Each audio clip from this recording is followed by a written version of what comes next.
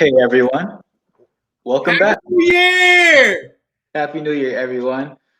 This is our show Timeout. I'm your host Trey Avant with my co-host, my brother Noah Avant, and this is a two-man webcast to discuss sports and entertainment. Before we begin, don't forget to like, follow, subscribe to the Boca Raton Tribune on all social media platforms. Just look for @Boca Tribune on YouTube, Facebook, Instagram, and Twitter. You can also follow the show on Instagram at @the_timeout7. If this is your first time watching the show, this show has different segments where we inform you of trending topics in sports and entertainment and offer our thoughts. At the end of the show is a hot take segment where we'll offer a prediction on one random topic and explain why. Huddle up. It's time for a timeout. All right, Noah. The NFL playoffs will begin on Saturday. The Chiefs and Packers have first round byes. So they have a nice long break before any team has to face them. In the AFC, you have Bills versus the Colts, the Steelers versus the Browns, and the Titans versus the Ravens. And in the NFC, you have the Saints versus the Bears, the Seahawks versus the Rams, and Washington versus the Buccaneers. What are your thoughts? What are your predictions for the playoffs? Or at This least is the first round. At least the first round. this is gonna shock a lot of people. I really think the Browns are gonna give the Steelers a run for their money. I feel like Pittsburgh, where they started out so hot in the beginning of the season and they were undefeated for such a long time, and they dropped those 3 games. It really showed me like, okay, they're dropping games to the Redskins. They dropped game. What was the other one? They dropped a game to they almost. What was the other team They lost to the Bills. The Bills are good. The Bills are pretty good. And I forgot who else they lost to. Yeah, like they lost a team that in theory they should have beat. The Bills are good, but if I had to guess prior to them losing, I would have thought they were going to beat everybody. But then again, Juju Smith was dancing on everybody's logo for a little TikTok. Like bro, you're here to play football. You know, you're not here for your little fans. That's cute and all, but no, that's not going to get you anywhere. That's how he makes his additional money, though. That's cute. Like I said, that's cute. Like it's cute stuff, but cute stuff don't get you rings, don't get you jewelry. It gets you kicked out of the playoffs. That's what's gonna happen. Yeah. And like I said in previous shows, I am not a big Baker Mayfield guy. I am not impressed by this guy at all. But I have to give him credit where credit is due. And that guy right there has been playing. As simple as that. But I do feel like the Browns are probably gonna win this week. The Ravens, they're gonna get their face back this week as well. I don't know. I mean, they've had problems with the Titans in the past. I know last year was, but I was talking to somebody about it, and I said, at the end of the day, Lamar and the Ravens now are on, in a sense, they've picked up their speed. They've picked up where they left off. Yeah, they're on fire now. They're on fire. And I feel like where they're on fire, them playing the team that basically ruined their playoff chances ruined their season last year, is going to add fuel to the flames, and that's going to be enough to beat them.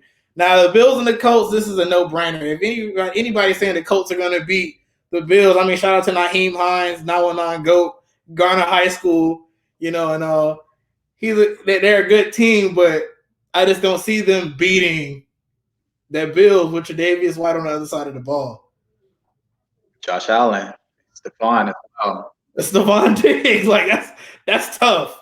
That's real tough to beat. So it's gonna be interesting to see with the AFC. What's your thoughts on the NFC, Trey? I believe the Seahawks are going to beat the Rams. What's in it? Jared Goff might not even play. Oh, that's tough. That's real tough. That's so tough. Washington and the Buccaneers, Chase Young, he really messed up. He should have never said. He was like, "We want Tom." He should have never said that. What country Wayne say? You got too much dip on your chip. Got too much dip on your chip. That's what happened. Too much dip. Like, I know he's a rookie. He doesn't know better. He does not know who Tom Brady is. He becomes a completely different man in the playoffs. Let me play devil's advocate here. It's not so much he doesn't know what he's doing, it's his confidence. He reminds me of that really cocky freshman that made the varsity team his freshman year. Confidence, or is it arrogance? That's the one. I mean, but I don't blame him. That's confidence, though. You have to have that type of swagger, those type of kahunas to say, yeah, you know, you're the GOAT. You're the greatest football player of all time, greatest quarterback of all time. I'm knocking your head off. Straight like that. That's the type of attitude you got to have. You can't go in here playing Tom Brady with the, well, Mike. I don't know. He might beat us. You can't come in there like that. You have to come in there with your stuff hanging. You got to come in here like, yeah, we're going to do this.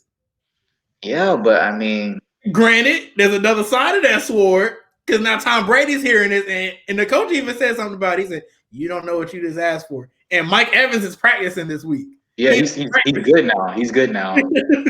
So their team finna be fully healthy. You know, going against a Washington team that had a losing record. They what, 6-10? I'm mad because I feel like Philly, and as crazy as it's gonna sound, I feel like Philly would put up more of a fight than Washington would off of the strength of their offense alone. Because Jalen Hurts is Jalen Hurts. And while we're on the Philly topic, let's talk about the Bears first. I have something I want to talk about with the Eagles, but let's talk about this Bears and Saints game. Who do you think is gonna come out on top of that? I believe it's gonna be the Saints. But the Bears. Say that again. Is Kamara gonna play? He's been practicing. He's gonna play. He was practicing, so I think he's gonna play. I mean, this is a big thing. I feel like for the Bears and Mike Thomas as well. Mike Thomas is playing. Oh, Mike Thomas and Kamara. See, look, the thing about it, the Bears is this: if I'm the Bears, I need to win this game because I need to keep AR happy and I need to pay him in the offseason. Yeah, and Mitch Trubisky's actually been playing pretty well. You see what I'm saying? So like where the Saints officially have their whole offense back, Trubisky, AR, they've been playing. I can't even just give it to them. Their whole Bears offense has really improved towards the end of the season. That's gonna be the best game in the NFC in the first round. Yeah, absolutely. Because the Seahawks game, Russell needs to be like Russell. But I will say this though, before we go into the scandal, I'm gonna call it with the Eagles. If Russ does not play like he should, the Rams are gonna shock them. And that's facts. There's no other way around it. Russ has to play this game. Well, you could say that about any team that faces the Seahawks. If Russell Wilson doesn't play good, then And I hate that it's like that, though. I truly do, because they have Chris Carson back there. He's a great running back. You have DK Metcalf. You have Tyler Lockett. These guys are really good. They have a really good offense outside of Russ, but it's just like if Russ is having a bad game, that offense is not going to thrive. The run game suffers, and of course the pass game is going to suffer. So it's really on his shoulders. He needs to read Ephesians or something before he come out there on Sunday. Or they play on Saturday or Sunday? I believe it's Saturday. I don't know. I have to check. Yeah, they did. Before he goes out this weekend, he need to read Ephesians and read John 3:16 and get his head in the game, because otherwise this is going to be an ugly game for them. Mm-hmm. Aaron Donald and Jalen Ramsey don't play. They don't. And that's two of his worst nightmares: a pass rusher and a cornerback that's going to lock down his best receiver. The Rams might pull it off, but without Jared Goff, Jared Goff is not a great quarterback, but you got him. Jared Goff is better than the backup. Yeah, he's good. That's what I said. He's good enough to win you the game. Yeah. But let's talk about Hurts and the Eagles this past weekend. A lot of controversy there. Does it really matter that much to go from the 9th pick to the 6th pick? Yeah. In this year's draft, could you honestly see why they do that? Yeah. You always want a higher pick, and jumping up 3 spots is a lot. Okay, but at the end of the day, you're still a football team. Like, at this point, what type of culture are you setting? Like, I'm looking at it like this. That's like the equivalent to if the Miami Heat were to have a bad season this year, they tank instead of actually trying to win games. They tank for Cade Cunningham next year. That would suck. That's terrible. But it's different because the Heat are actually a good team. The Eagles were never a good team. But at either rate, you still have to have that type of standard. Some type of like, you know what? I know the 6th pick is what we want, but we still have to have some type of morale. Jalen Hurts looked pissed off on the sidelines. Like, why are you sitting me? Because he had a great game. He was doing no. Well, to play devil's advocate, right? So the Eagles weren't making the playoffs anyways. Whether they won or lost, they weren't. It was over for them, right? Yeah. Hurts wasn't playing that good throwing the ball. He was 7 of 20 passing, but he scored 2 touchdowns rushing. So he was keeping them in the game. That's why I say he was playing good. That's nothing like Nate. What's his name? Nate Sudfeld, the backup. He wasn't gonna be able to do that. They took Hurts out and then Sudfeld threw 2 interceptions, right? But maybe they took out Hurts because they had nothing to play for, and then he wasn't passing efficiently. That's just me playing devil's advocate. He was 7 of 20. That's really bad. Maybe they took him out for performance reasons. I guess, but I mean, we can say the same thing about Tua. They take him out for performance reasons as well. Yes. But I mean, on the same hand, as Dolphin fans do, are we not upset when they pull Tua? Yeah, of course we're upset. Well, do you see but the thing is, Ryan Fitzpatrick is good. Nate Sudfeld is not good. Okay, I get Ryan Fitzpatrick is good, but at the end of the day, if we want Tua to be this quarterback he's destined to be, or we want him to be, he has to get his butt kicked. He's got to get put in the dirt sometimes. Mm-hmm. You know what I'm saying? That's the only way you're gonna get the only way you're gonna get tougher skin is when you get those scabs and the scabs heal over and they turn back into tougher forms of skin. That's the only way he's gonna learn. I feel like they have, in a sense, held Hurts back from truly progressing, because what if he really could have won them the game? What if at that point they are planning for him to run the ball, and he's just back there in the pocket and he's throwing the ball to Rager or whoever the heck he's throwing the ball to, Zach Ertz, whoever. You know what I'm saying? Like, you're really holding that guy back from being what he could be. They should have started him earlier in the year. Ultimately, I feel like it was just pettiness because they didn't want the Giants to make the playoffs. That was pettiness as well. The Giants, former Giants and present Giants, were like, "That's horrible what you did." Because I mean, let's be real. Like, come on now. Like, we know why y'all doing this. I get it. Yeah, you're not gonna make the playoffs. Get it. That's cool. I understand. But what's the real reason why you didn't want Jalen Hurts to play?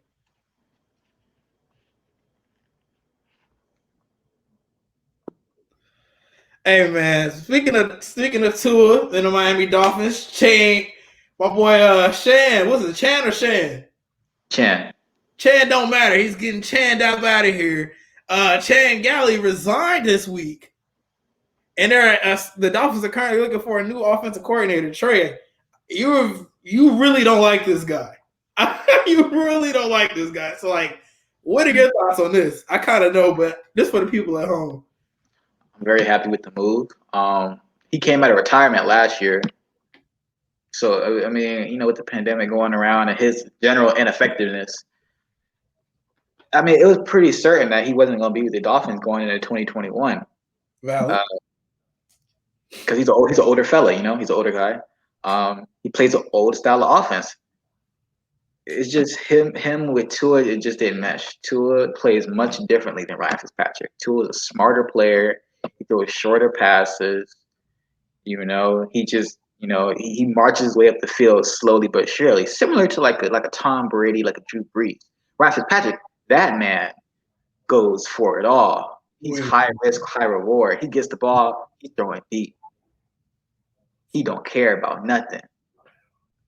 You said 2 big names for a rookie. No, I'm just saying the way he plays is similar to the way, because they don't really go deep that often. Yeah, but the difference is I'm not saying they are capable. I mean, Tua's capable too. Who is he throwing the ball to? Okay. And like I'm going back to what I was saying with Chan Gailey, it feels like he has 2 different playbooks with his quarterbacks. When Tua is playing, he's very conservative. Very conservative playbook. Passes to the running backs, quick slants. Just very short passes. It just, so it's not very exciting. But when Ryan Fitzpatrick gets in the game, all of a sudden he's throwing the ball deep to Devontae Parker. It's like, whoa, what was this with Tua? Why are you not running these plays for Tua? Now, maybe they are running plays for Tua, and Tua's just not taking that chance. That's what I was trying to get. That's what I was getting at. Maybe Tua's not taking that chance, or maybe they're just not running it for Tua. But with Fitzpatrick's in the game, they open up the playbook, and it's like they're running these plays that they're not running for Tua. Like what you said, and what I'm possibly saying. Maybe Tua's just not comfortable doing that, and maybe he's just not there yet. Maybe he doesn't trust it. Like with the tweet you sent me, maybe he doesn't trust his receivers. Maybe he doesn't trust his O line, or maybe his coaches don't trust him. We're not gonna know because obviously no one's gonna tell us. Yeah, you kind of got to be type thing. It's just we're really gonna see next year when they get an offensive coordinator that fits Tua. Yeah. And weapons that fit around Tua. Then we can really see. So you kind of mentioned it a little bit just now about the lacking in receivers or the lack of trust in his offensive line. The Miami Dolphins have 2 picks in the first round this year and 4 picks total in the first 2 rounds. Obviously, we have different opinions on who we should get with that number 3. But I personally feel like it'd be good to share with the class, if you will. So Trey, I'm gonna let you take the floor. Who do you want for that number 3 pick? Me personally, I would like a receiver, preferably Jamar Chase or Devontae Smith. I'll say Jamar Chase or Devontae Smith, but I prefer Devontae Smith because he just won a Heisman and he already had that chemistry with Tua. Now his only weakness really is that he's skinny. Jamar Chase is pretty similar to Devontae Parker. Not Devontae Parker, Devontae Smith and everything. It just he doesn't have that one weakness that he's skinny. He's a lot bigger than Devontae Smith. Mm-hmm. But the thing is, Jamar Chase didn't play this season. He opted out. He decided not to play, which is smart. They didn't have Joe Burrow. He put up the best year of his career with Joe Burrow. Can you name LSU's quarterback this year? I can't. No. Exactly. Jamar Chase made a business decision, and it was the smartest decision of his life. But that could come at the cost of Devontae Smith boosting his draft stock. But like I said, I think we should get a receiver. Our receiving, you want an offensive tackle, right? Yeah, absolutely. I was going to say I wanted an offensive tackle. Penei Sewell, he's the best tackle in the draft by far, right? I like him. He's literally the number 2 or number 3 prospect this year? Yeah, number 2, number 3, But it's just, I feel like our offensive line, while it wasn't good, it wasn't bad either. It's a big improvement from years prior, right? The Dolphins built the offense. They focused on the offensive line last year in the draft. That's what they focused on. They drafted 3 offensive linemen. That's what they're focused on, to get those offensive linemen and have them grow up and develop alongside Tua, right? They didn't need to go after skill players or whatever because they got Jordan Howard, right? Yeah. They got Matt Breida. We thought those 2 were going to be great running backs. We did. That was a good 1-2 combo. They were terrible. Then we got Gaskin. They would get Gaskin. He had a breakout year somewhat, so he was good. But then we had a receiving core which was pretty decent. But then Albert Wilson opted out. Allen Hurns opted out. Preston Williams got hurt. Mike Gesicki got hurt. Devontae Parker got hurt. Who is this man throwing the ball to? Yeah, that's true. I'm not denying that. But at the same time, what's the point what if we even get both of them? But our offensive line is trash. He has this outstanding receiving core, and he can't give him the ball because he's on the ground half the time. But he's not. Let's talk about it. In them 10 games, he had been sacked 20 times. I sent you Yes, he was sacked 20 times, but that's still a big improvement from the past. It's not it is a very good improvement. That's good. But that's like going from an F to a C. A C gonna be a degree, but a C not gonna get you in grad school. You wanna get to that next level. You want to make the playoffs. You need a guy that's gonna protect your quarterback. And that guy is Sewell. I don't care what anybody says. Now, granted, I'm saying this, but if Miami goes out here and do the likely and draft either Chase or Smith, I'm happy. Because I know Tua's going to have somebody. But I'm telling you this right now. We might look back on this situation, this pick next year. That 3rd pick, if the Dolphins do not trade this pick, because there is a lot of rumors that this pick could be potentially moved for additional picks and potentially maybe another player. We could look back on this third pick and say, dang, we should have got him. Because Tua was on the ground the whole time. He has great receivers, but now look at him. He's still in the dirt. His jersey is white and brown every game. Yeah. Because we don't have a run game. We don't have a run game. Let's not pretend Gaskin is Adam Jones here. Let's not pretend he's Derrick Henry. Gaskin had some games where I was like, you sure this is our guy? Because his boy Ahmad came out there and was hooping. His backup was hooping that one game. But Gaskin's good too. They're both good running backs. They're both good running backs. Are very good running backs. They're not great though. They're not great. They're good. I have a feeling that if we mess around and get Javonte Williams out of Carolina, he might potentially be better. Yeah, I mean, I think with maybe like in the second round, like our first pick in the second round, I feel like we should draft the running back. Because I mean, like Etienne or Harris or Williams. Yeah, first pick in the second round. Yeah. Yes. I feel like we should draft a running back, definitely. I mean, because I feel like in the first round we have more pressing needs, and a lot of teams don't even draft running backs in the first round unless that running back is like amazing, like Saquon Barkley. Yeah. But there's no running backs in college football like that right now. So I mean, you get a wide receiver or an offensive tackle with the first pick, and with the third pick, and the 18th pick. You know, I'd say we need a linebacker of sorts. Yeah, I could get that. I say we could get that in the second round. And then, get the running back. And then, after that, pretty much start building a team after that. But we got to see what happens in free agency. We don't know who the Dolphins are going to pick up in free agency. Like you said earlier, Allen Robinson, if he's unhappy in Chicago, Allen Robinson could come to the Dolphins possibly. He would be expensive, but it's not like the Dolphins don't have money. I mean, that's the thing. Like the Dolphins they are really in a situation where this all season could be the one that boosts them to a playoff spot solidified. Like, because the Bills won our division this year. I think we were second in the division, second or third. We were second in the division. We're really a couple pieces away from being just as good as the Bills, in my personal opinion. We had Xavier Howard. In my opinion, Xavier Howard is better than Tre'Davious White. Let's talk about it. Yes. We get some receivers, a lineman, preferably.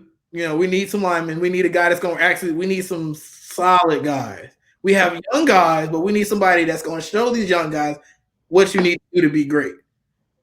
I'm really big on having somebody that's in that position to teach the younger guys, because that's what you need. Look at Fitzpatrick. Fitzpatrick with Tua. We had that at the quarterback spot, and we had Tua one game. We went on the streak with Tua. And I really like to credit that a gift, addition to Tua's gift, but Fitzpatrick actually showing him how to do it. Showing him the ways, teaching him, look, this is what I mess up on, but this is what you're really good at. You know what I'm saying? So that type of mentorship, that type of thing will help. But I do want to, it would really be interesting to see what we do this draft and in the free agency. I'm very excited to see what's going to happen next. But no, I think we have a commercial. I believe we do have a commercial. You are watching Timeout with the Avant Bros. If you enjoy the show, please click the share button to share the stream with all your friends. Also, don't forget to like, follow, and subscribe to the Boca Raton Tribune on all social media platforms: YouTube, Facebook, Instagram, and Twitter. Just look for it at Boca Tribune.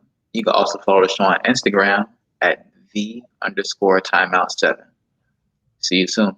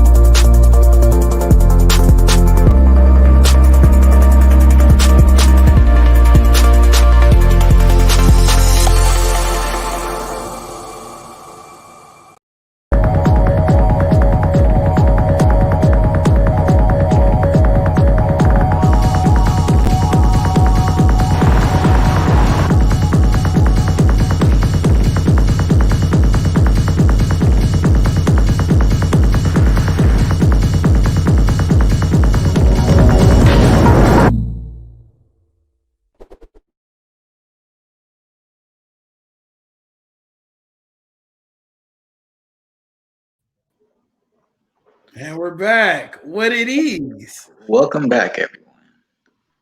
So We're moving into college football, everyone. Devontae Smith in Alabama will face off against Justin Fields in Ohio State in college football playoff national championship on January 11th. Number one Alabama defeated number four Notre Dame to earn the first spot, and number three Ohio State defeated number two Clemson to earn the second and final spot. Noah, who is your pick to win the national championship?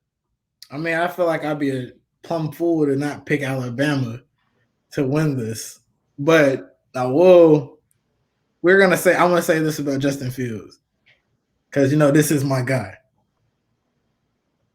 If he manages, and I mean this, if him, Sermon, and that whole Ohio State team manages to beat Alabama, led by Justin Fields, he makes a very strong case for the number one pick in the draft. He makes a super strong case.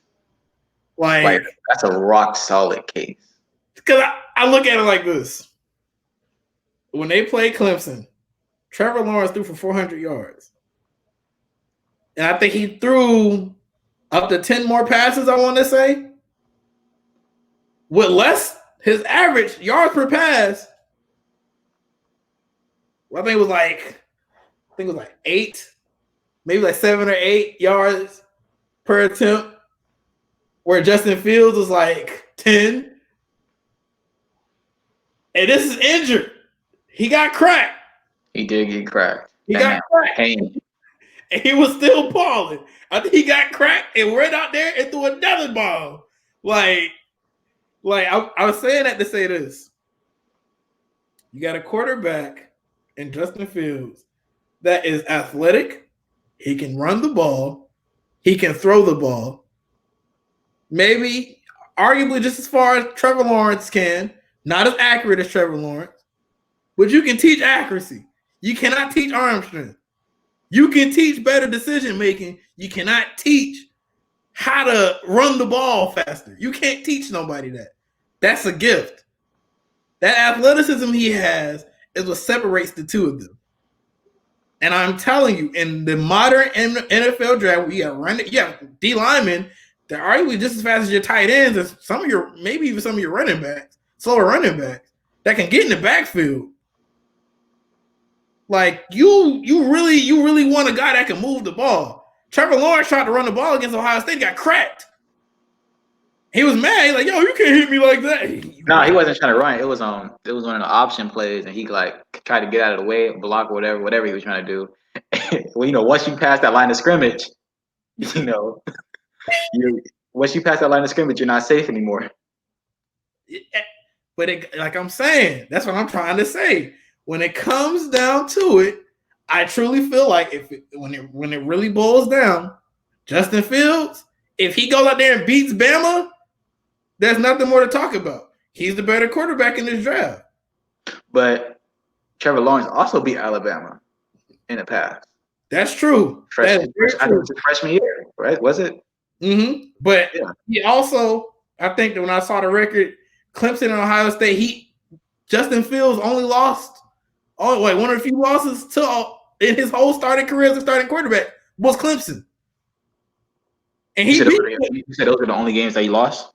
I think so. I was like, it might have been another team, a couple other teams. But for the most part, it was them. So I beat my bully.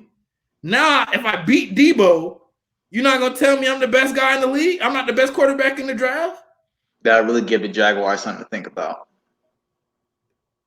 I'm just saying. And the Jaguars have talent, so it's not like he's going to a trash team like the Jets, who have nobody.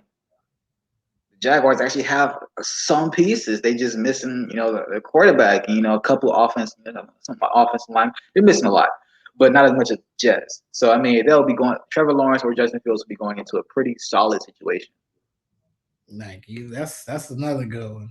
But overall, I give the edge to Bama. Yeah. That's my pick to win. And they even said Waddle was supposed to come back. They said he may come back. He's practicing. He's practicing. So we're gonna see he hurt that ankle in October. So he hasn't played since then, and I guess we're gonna play it by ear. I mean, Mac Jones, Devontae Smith, Jalen Waddle, that defense, Najee Harris. Yeah, That's tough. that's tough. That's tough for Ohio State to stop. Yeah, but Ohio State was one of the one of the best defenses in the nation. It's gonna be a great game. It's gonna be a very good game. I'm very excited to see it next Monday. Next Monday. Yes, Monday. Speaking of Alabama receivers, Devontae Freeman was the first receiver since Devontae Freeman is a running back. Jesus, Devontae Smith. I'm sorry, Devontae Smith. I gotta get your boy name right. My fault. Yes. Get his name right. Put some respect on his name. Devontae Smith, the first receiver since Desmond Howard in 1991 to win the Heisman.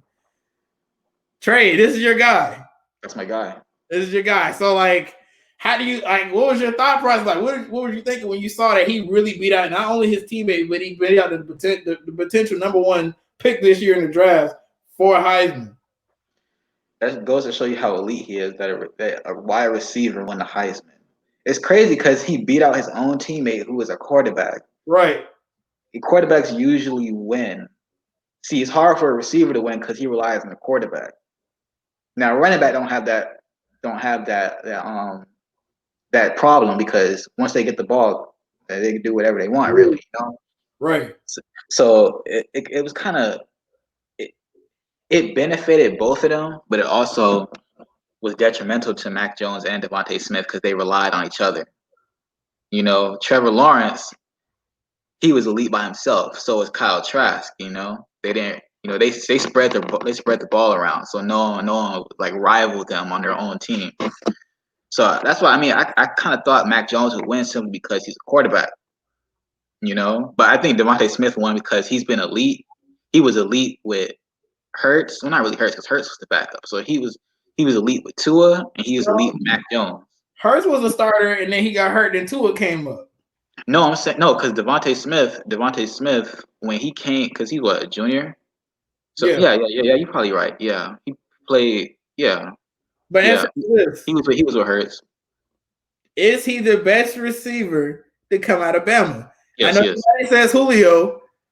He is the best receiver coming out of Bama. Yes, he's the best receiver. I mean, he has all the records. He's clearly the best receiver. Now, will he have the best NFL career? No, obviously not. You can't say that. He hasn't played a game yet. I mean, that's true. You can't say that. But, I mean, we make a lot of predictions on young players. We don't know how good they're going to be. Trevor Lawrence is supposed to be the next Peyton Manning. He could be a bust. We don't know. I don't feed into Trevor Lawrence. You know how I feel about Trevor Lawrence. He's good, but let's not put too much dip on the chip.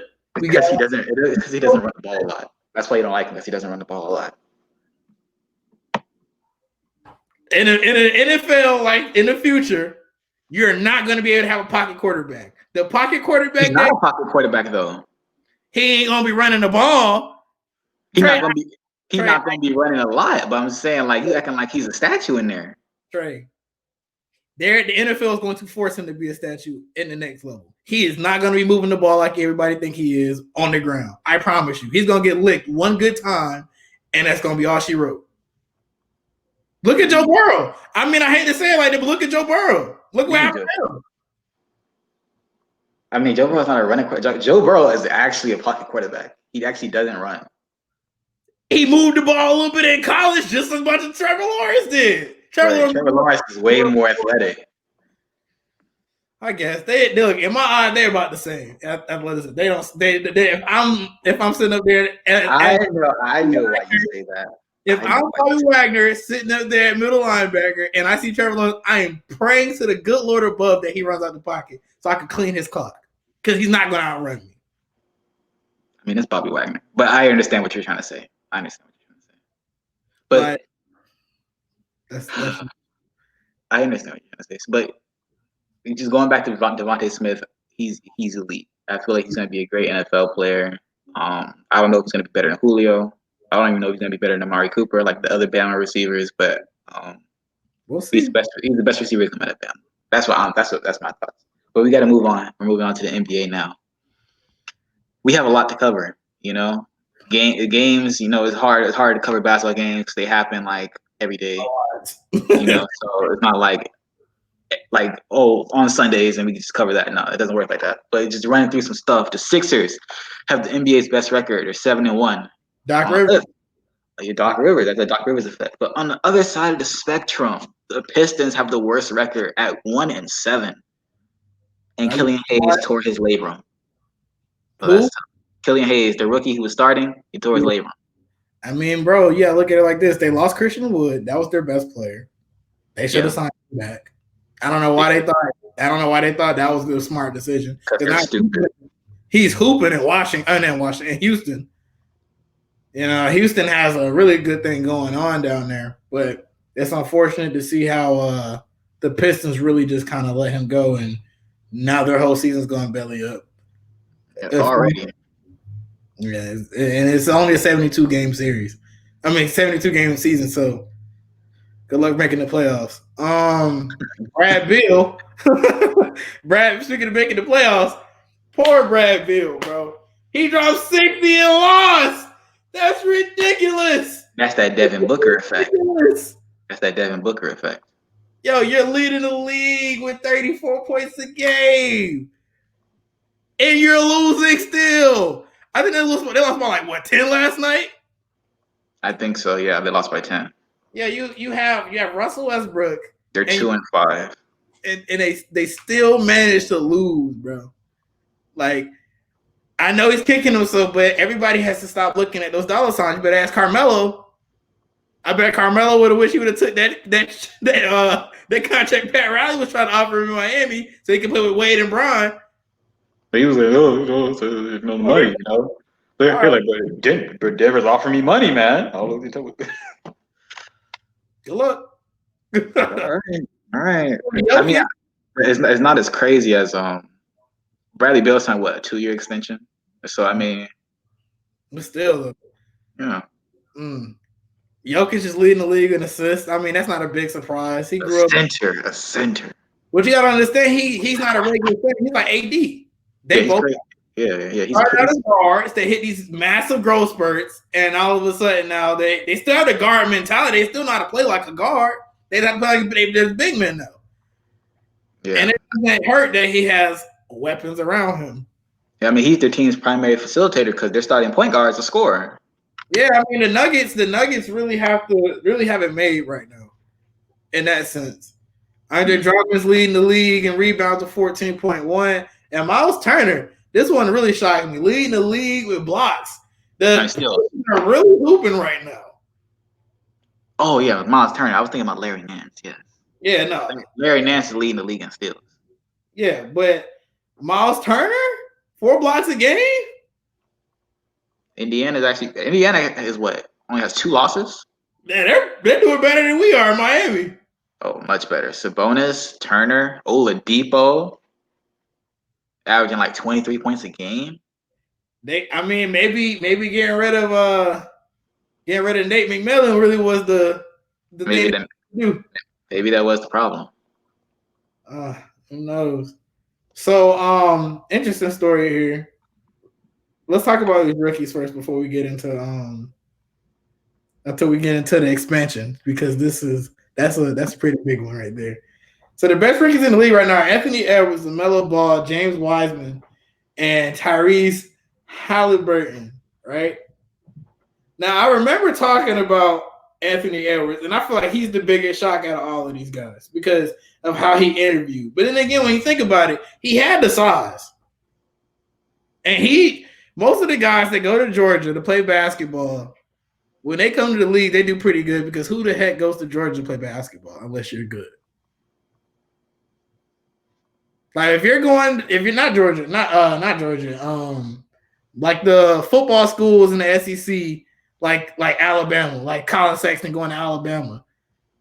Like he was nice at Alabama. And he had Anthony Edwards, who was nice at Georgia. I mean, he probably would have won them a couple games in the tournament had he got the chance to play. Mm-hmm. You know, it's interesting to see. But LaMelo Ball, everybody's shocked about LaMelo. Like, yo, LaMelo has played pro basketball before. For years. He's been playing pro basketball really since he was in high school. You know, and it's real interesting to see.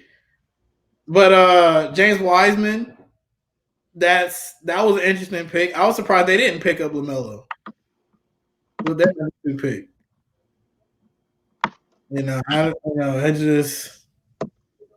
It was one of those things that when you drafting, I guess it's just we're gonna go with this guy. But it worked out for him. They needed a big man. They needed a big man back because Draymond was not gonna do it for him.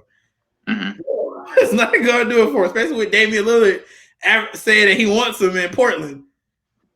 Yeah, Draymond is just Draymond's Draymond. But I say this: if Draymond were to leave the Warriors, it's gonna hurt them a lot more than people think because he is the spark plug for that offense. For the team, for the defense, for the team in general. Right. Like he's that guy. But step out of bounds for a little bit. Let's talk about the events that happened yesterday. Yes, sir. That's hilarious. At this point, it's funny to me. I can't even get mad anymore. It's comical. Very tragic. I mean, the way basically we're talking about, the pro-Trump rioters storming the U.S. Capitol building. If so, you've been living under a rock and didn't know, police officers and security kind of letting them through, letting them do whatever they got to do. And, seeing how different it was, how they were treated compared to like protesters at the Black Lives Matter protest throughout last summer, seeing how they were tear gassed and beaten for peaceful protest, and the rioters kind of just let through. I mean, one woman did get shot and killed. That means she was probably doing a little too much for the police liking, but total went up to 4. Yeah, 4. I seen it. They were probably doing a little too much. They were probably being a little too extreme, but that's besides the point. Just she got turned back. We seen how different those people are treated compared to how Black Lives Matter activists were treated. What are your thoughts on the situation? I mean, she got turned to a pack. A lot of them should have been turned into a pack. If I'm being honest with you, I mean that's just me being brutally honest. Because if the shoe was on the other foot, we know it would have been a bloodbath up there. And it was a bloodbath. You had people that were hitting face with rubber bullets and whatnot. So it's terrible. It's a terrible situation nonetheless. But we got a minute left, so let's talk about these hot takes, Trey. I know you think it's funny, but I believe that Bradley Beal would demand a trade because, like you said earlier, the Wizards suck. They're not going to win too many games. Bradley Beal, he will demand a trade this season, and the Miami Heat will trade for him. They're going to have to give up some pieces, but it'd be worth it because Bradley Beal just dropped 60 points. Well, and he wouldn't break up team chemistry like James Harden. That's fair. I can agree with that. Like I said before, I think the Browns will beat the Pittsburgh Steelers. I do believe that the Browns' offense and their defense is just going to be a little too much for the Steelers to really defeat. This is also a big rivalry. If you're a Browns fan, you really do not like the Steelers. And if you're a Steelers fan, you really don't like the Browns. So it's going to be interesting to see. I'm ready for this game this weekend. A lot of good football and a lot of good sports coming up this week. But this is going to wrap up our show. Trey, you would like to take us on? Don't forget to like, follow, subscribe to the Boca Raton Tribune on all social media platforms, YouTube, Facebook, Instagram, and Twitter. Just look for at Boca Tribune. You can also follow the show on Instagram at @the_timeout7. Follow me on my personal Twitter at TreyAvant3. Noah. You can follow me on Instagram at ArcBuilderNoah, and you can follow me on Twitter at WhoBuildsArcs. Timeout airs every Thursday at 7 p.m. As always, this is the Avant Bros signing off.